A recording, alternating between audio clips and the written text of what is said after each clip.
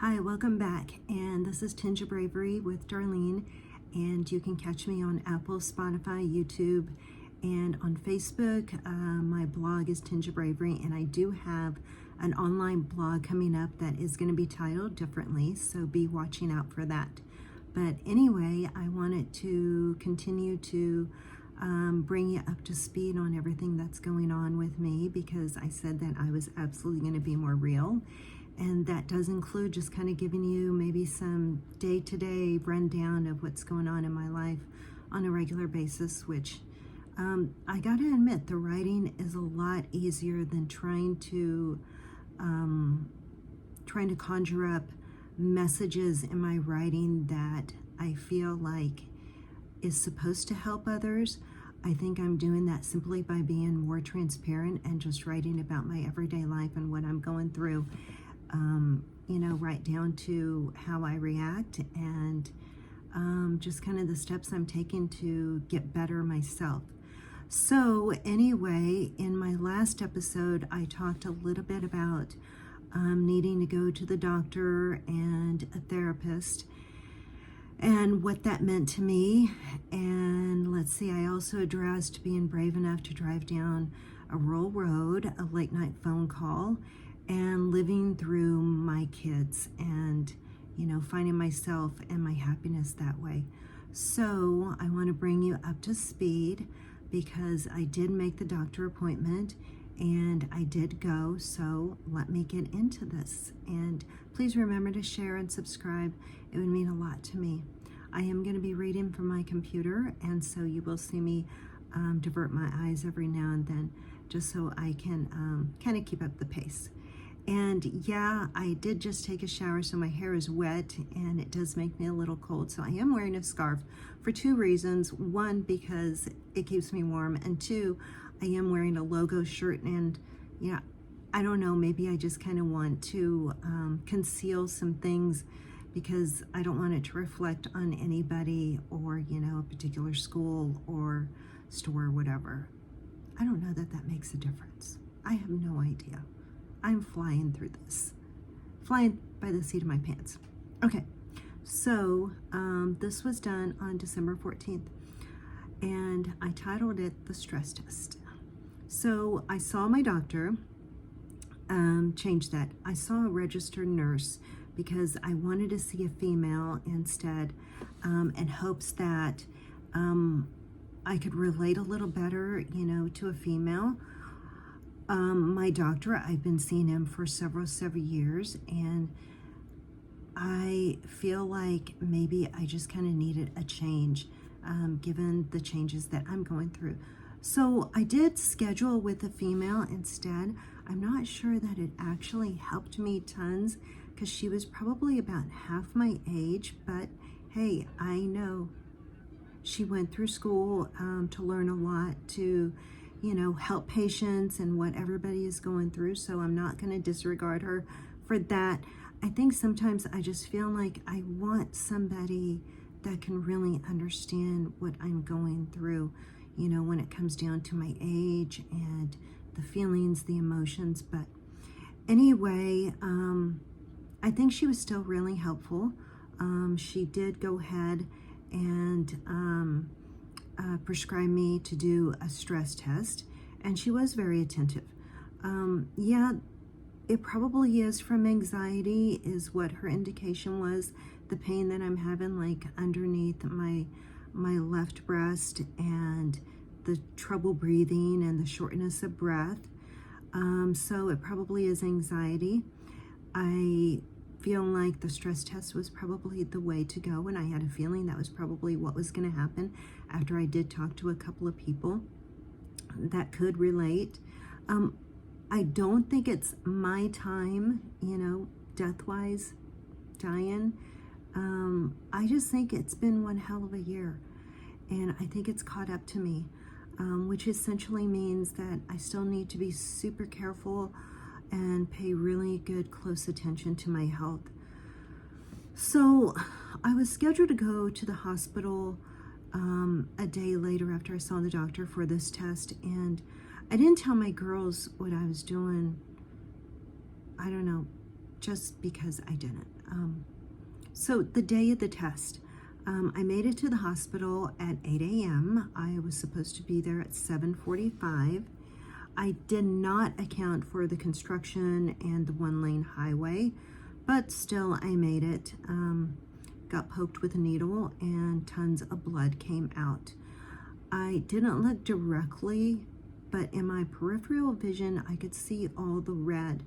The nurse admitted that he was new and had not quite got the hang of placing the needle in the correct direction of the vein to avoid it bleeding. This is the first time this has ever happened. I was actually shocked that I didn't feel anything. And I did tell him that, I said, hey, at least it didn't hurt and you didn't have to do it twice. So I guess that's perspective on my part. The needle was to inject stuff inside of me so that I could be scanned. Afterwards, I got hooked up to a heart monitor and more stuff was pumped inside of me to make my heart race. It was the strangest feeling ever. It was to simulate me running on a treadmill to raise my heart rate. My chest swelled and there was just this pit feeling in my stomach. It took all of about maybe 10 minutes. Afterwards, the IV was removed from my arm and I was sent on my way. The nurse told me that I now had permission to eat and drink whatever I wanted. I had not eaten anything since 8 o'clock the night before. So I was kind of ready to eat something and I was really tired, so I really needed to get some coffee in me, but I didn't know like how that was going to go over since, I had not eaten since the night before. So I had to wait a little bit. I thought, okay, he's letting me go, great. That's wonderful. As soon as I could feel my legs under me, I did kind of wonder if they were concerned about this woman that they just cut loose in the waiting room, who, in my mind, I probably appeared to be slightly dazed and really unsteady on my feet. But they probably figured, hey, I was in the hospital and I had immediate access to help. You think? I don't know. I sat for a moment and then I went to the bathroom because, isn't that what everybody does after they go on a long run, I guess? I put my hoodie on and I went to locate the cafeteria in the hospital for the comfort of toast and coffee. Toast because my stomach was really not going to tolerate anything else. I want to go back to when I was inside the tube scanner. I kept thinking about what God wanted me to know and what he wants me to be emptied of. This was part of my homework that I was given from my mentor, to read the Bible and then sit quietly until God spoke to me, letting me know what I need to release myself of, like fears and pains that have occurred in my life that for some reason I still continue to hold on unconsciously, or probably consciously. I don't know. Anyway, if it's still there, it would be kind of conscious, right? Okay. Anyway, I closed my eyes as I entered the tube, and I kept repeating the words that I've been telling myself when I do get a few moments alone, like, God, what do you really want me to know? Please let me know. And what do you want to reveal to me? And so as I sat there, I laid there, I really closed my eyes and I really tried to go back, because I feel like it's going way back into my childhood is kind of where I need to begin. And I feel like he did reveal some things to me from my childhood, like when I was about 6 or 7, and my whole family still lived together in the same home. Honestly, the night before all this happened, before getting scanned and all that, I woke up about 4 in the morning and I begged God to let me go back to sleep. I closed my eyes and I repeated the questions to him. And after going through a few incidences in life, that was the first time he did take me back to that age of 6 or 7, in our first home. And, it was really vivid because I remember distinctly the carpet. It was like an indoor-outdoor thin carpet that laid throughout the hallway in the kitchen.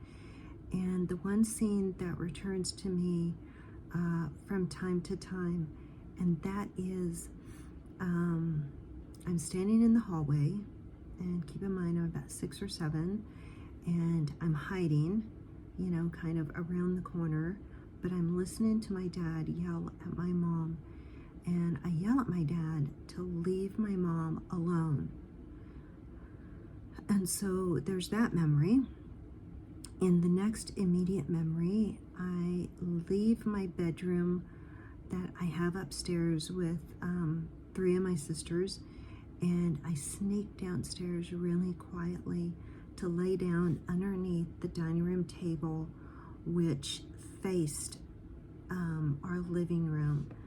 And I would lay under that table and hide, and I would watch like the Tonight Show or whatever my family was watching.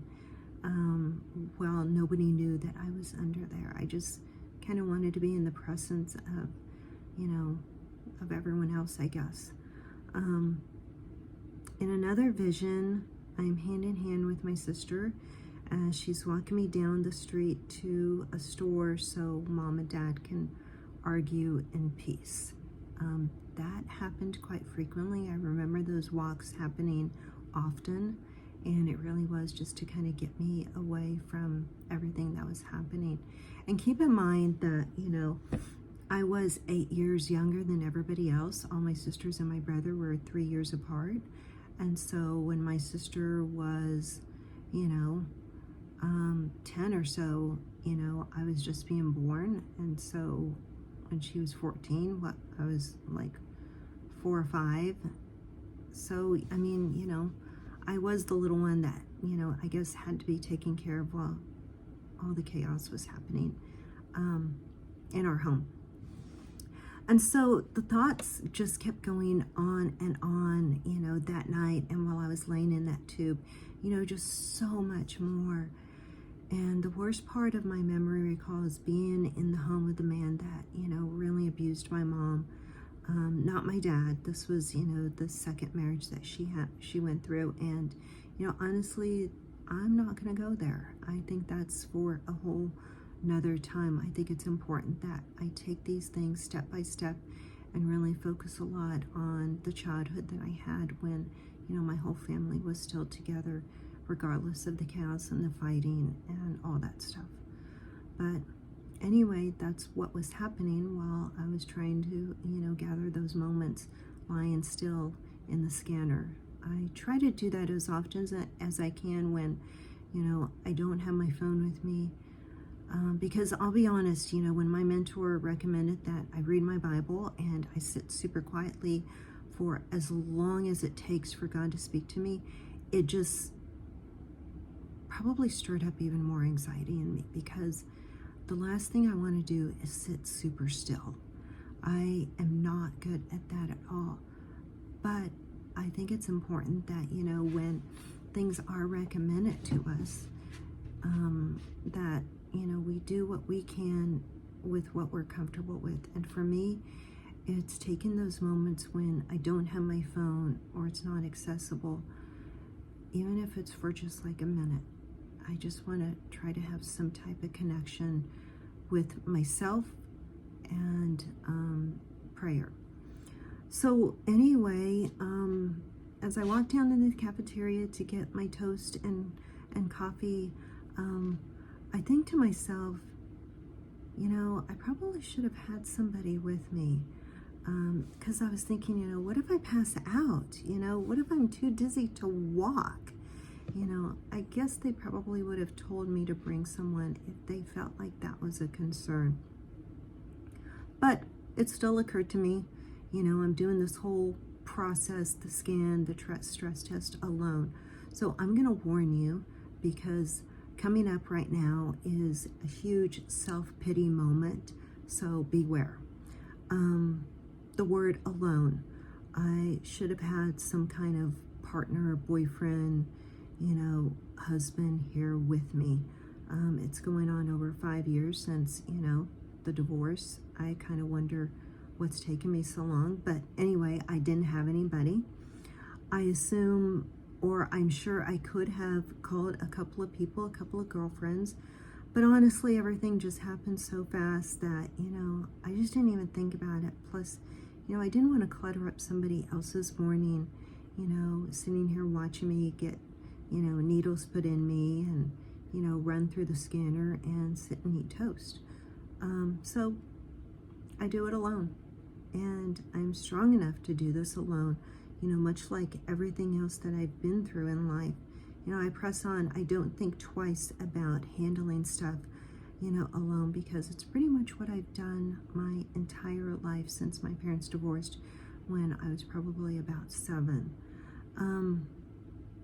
I do want to deviate for just a moment, because as I was sitting there in the cafeteria, I was sure to bring my laptop and my headphones, and I really loved that.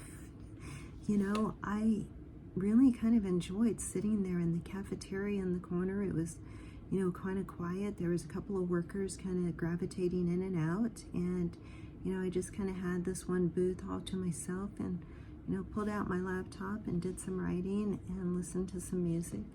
And so, whenever I can, I just find those moments.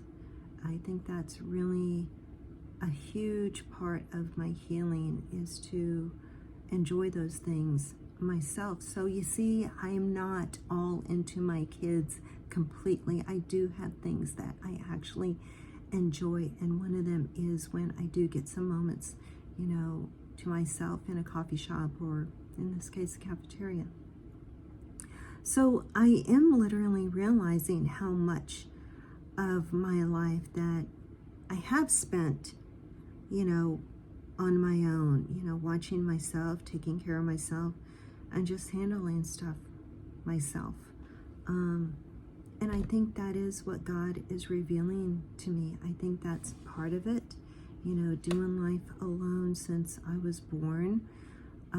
Not completely alone, because my sisters and my brother really were there for me, and they each took their turns being a caretaker to me, that I'm absolutely so grateful for.